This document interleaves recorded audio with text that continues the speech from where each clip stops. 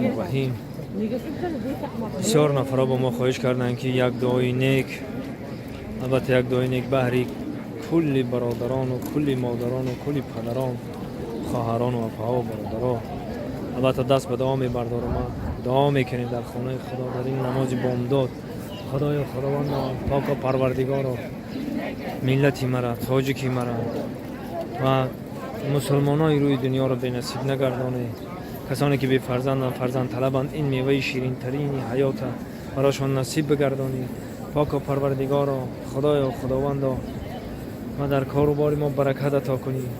برکت دنیایی را ایتار سلیمان تاجیکا بریزانی. خدایا خداوند پاک و پروردگار این وقت اجابت دعاست. دعا میکنیم خداوند بزرگ پاک و پروردگار هر گناهی که از ما میگذره عفو کنی و پاک و پروردگار برآمدن جان ما را آسان بگردانی.